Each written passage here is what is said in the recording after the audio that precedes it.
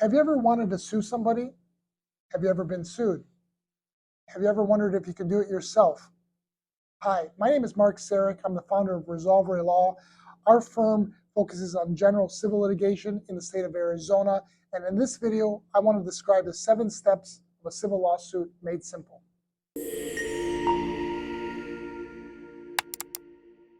Step number 1 in a civil lawsuit, the pleadings. To initiate a lawsuit, one party has to draft and file a complaint. Once that complaint is filed, in our office, we file them electronically. If you're doing it yourself, you may take it down to the court. And there's a lot of different courts in Arizona. There's small claims courts, justice courts, and our court of general jurisdiction for civil lawsuits is the Superior Court, and there's a number of superior courts across the state. In our office, we file our complaints electronically, and once we do, a summons is issued. And with the complaint and summons, then it's time to serve the other side. And there's a number of ways to do it. In our law firm, we rely on process servers, and they exist across the state, but you need to serve that complaint and summons. Step number 2, pretrial. Once you file the complaint, the other side has to answer, and once they do, we're moving into step or phase 2, the pretrial phase.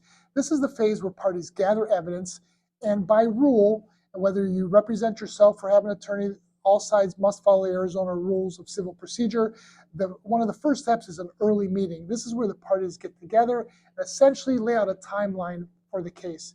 It's called a joint report and scheduling order, and in the joint report, the parties will lay out various deadlines for their disclosures, deadlines for their witnesses, deadlines for any motions, deadlines for any conferences, and they'll decide a number of other issues. And that joint report is done jointly. Both sides should do it. If the other side is not cooperating, it can be filed unilaterally, but by rule, it should be a joint report. And along with the joint report comes a scheduling order, which is proposed. Typically, the court will, if the parties that filed it jointly, will sign that scheduling order, and that scheduling order ends up being your timeline for the case. And then the next step in your pretrial phase is disclosures. By rule in Arizona, once a complaint answer has been filed and in an early meeting, both sides need to share information. We call these disclosure statements. In short, I'll show you yours, you show me mine. And disclosure statements by rule have a number of elements: your facts, your legal theories, your witnesses, your experts, if you have any, your areas of expert testimony, your damages, what are you claiming and why, and a number of other items will be in there. An attorney will guide you through this. And in our law firm, we always have our disclosures verified. We ask that our client not only review them if we prepare them, but that they sign them, because we are preparing these on their behalf, and we do it with their input. They are, after all, helping us gather documents, and we're presenting their case for them. But once you've gathered evidence, had your early meeting, you've gone through disclosures, your next phase of this pretrial or gathering evidence stage is discovery. And there's a number of different tools at your disposal in discovery.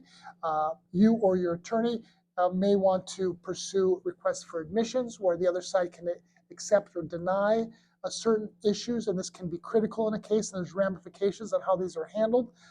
There can be requests for production, even though the parties are supposed to voluntarily disclose information. Sometimes you may have to specifically ask for items, and there's interrogatories, uniform or non-uniform interrogatories.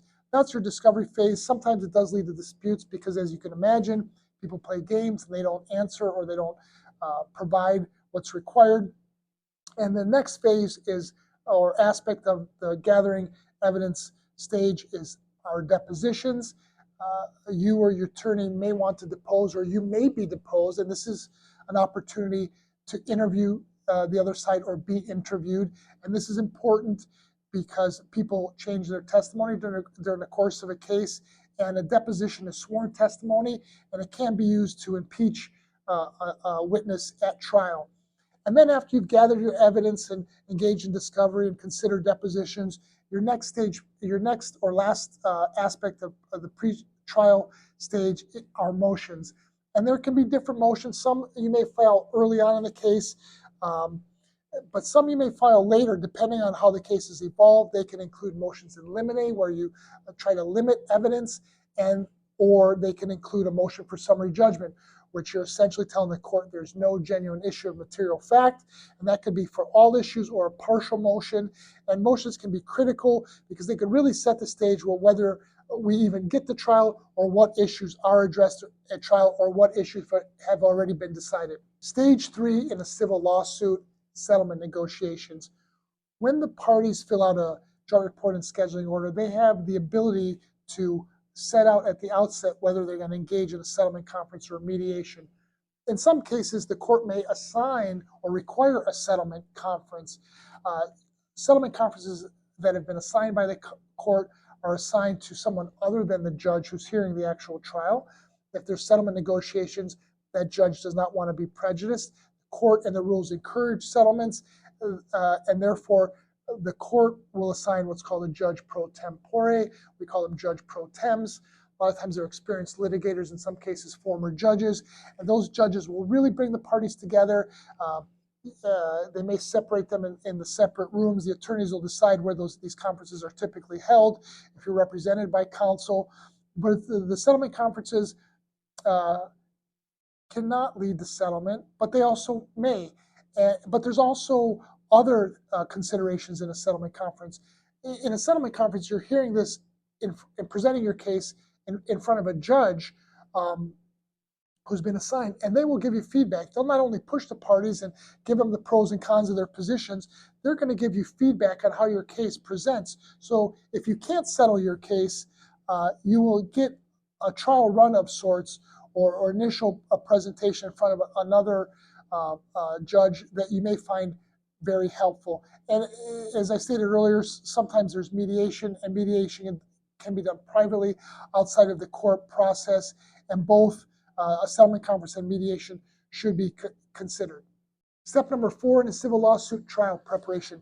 Once you've had your pleadings and you've gone through the gathering evidence stage and engaged in settlement negotiations, your next step is trial preparation.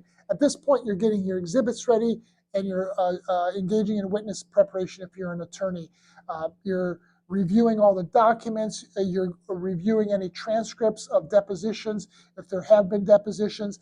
Your case may have experts, and you're really going to prepare for trial, both in terms of your exhibits, what you're going to introduce at trial. Some exhibits may be excluded if you've had motions already filed on issues, but you're going to prepare your exhibits and engage in witness preparation. They tell you in law school, never ask a question you don't know the answer to, and that's one reason why earlier you may have depositions, but more importantly, why you also want to prepare so you know how to handle certain situations that may come up at trial. Step number 5 in a civil lawsuit, the trial. In Arizona and in our law firm, we always ask for a jury trial. This is important to do at the outset with your pleadings so you don't waive that right. We always ask for a jury. In some cases, you may want a judge to hear your case. This is something you can discuss with your attorney if you have one. But at trial, you will get to present your case. There'll be opening arguments unless the parties choose to waive them. That's not something that we generally recommend. You want to lay out a roadmap for the judge or jury to know what evidence they're going to hear. And then each side will present their case. There'll be opportunities for cross-examination. Witnesses will be presented. There may be expert witnesses. And then we will go and move towards the next phase, closing arguments. Step number 6 in a civil lawsuit, closing arguments. Closing arguments are a great opportunity to summarize the case and potentially rebut arguments or positions that may have arisen during either party's presentation.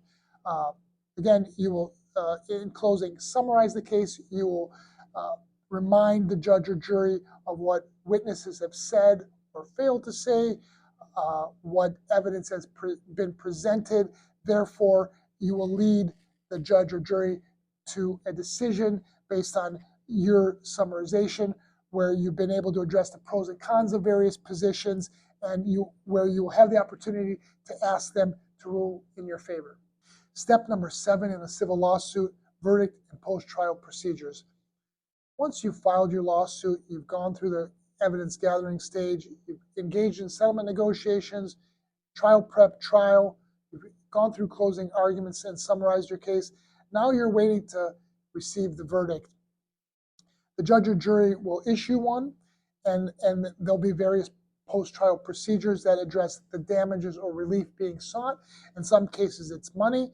In other cases, it's asking the other side or being told what you need to do.